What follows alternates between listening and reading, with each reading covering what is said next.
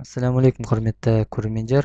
Бүгінгі сабақ бізде өте жиі қолданылатын, өте қызықты тақырыптардың бірі, ол арифметикалық амалдар.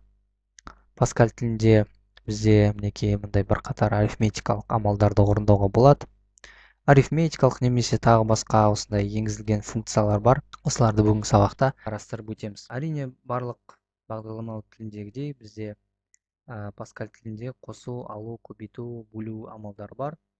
Онымен қатар бізде мінекей қалдықпен бөлу, сосын санның квадратын табу, түбірін табу, абсолюттік мәнін табу, бір санға төмен мәнін есептеу, яғни мысалы 2 болса ол 1 болады. Немесе сак деген, яғни бір сан жоғары мән шығару. ODD деген тағы жұп екенін анықтайтын функциямыз бар. Және рандом деген кездейсоқ бір мәнді шығаратын операторымыз бар. Енді осылардың бәріне мінекей бізде мындай бір мысал келтірілген. Осы мысалды орындап қарастырып көрейік.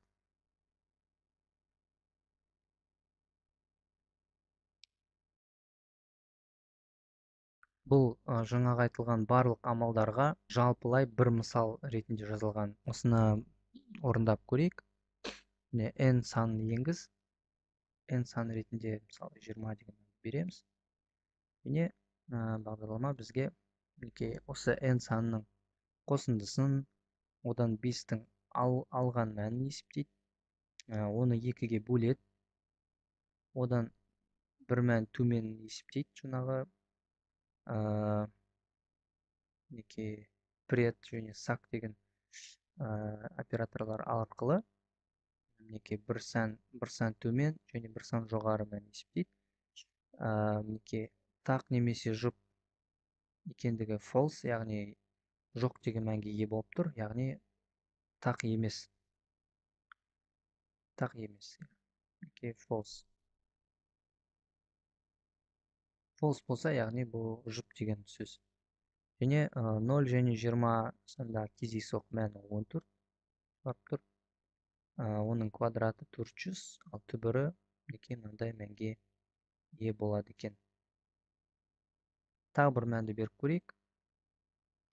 N санын енгіз.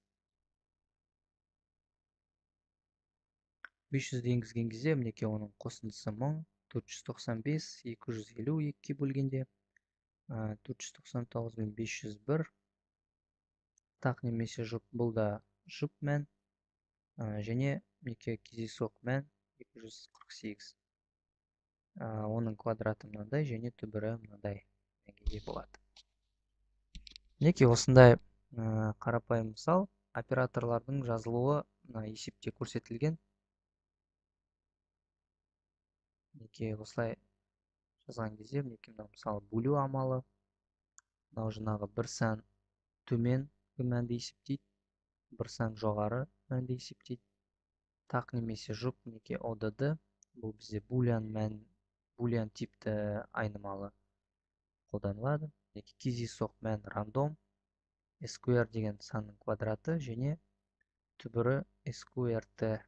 Осы Паскаль тіліндегі арифметикалық амалдарды білу арқылы көптеген есептерді бірден орындап, осы дайын функцияларды қолдана отырып шешуге болады. Осы тақырыпқа қатысты сұрақтарыңыз пайда болатын болса, біздің Паскаль ABC бағдарламалау тобымызға қосылып, міндетті түрде мәзірдегі сұрақ-жауап бөлімінде өздеріңіздің сұрақтарыңызды қойсаңыздар болады. Мынау бізде Паскаль ABC-ға қатысты жалпы сұрақтар, және бұдан бөлек мини-курс туралы деген осы курсқа қатысты сұрақтарыңыз болса, осы жерге жазуыңызға болады. Ал мен осымен бүгінгі сабағымды аяқтаймын. Қосымша тағы да видеолар шығатын болса, осы топқа жарияланып болады. Топқа қосылып, осы видеоларды тамашалаңыздар. Назарларыңызға рахмет. Қош, сау болыңыздар. Сіздермен бірге болған Елдес Қайсар.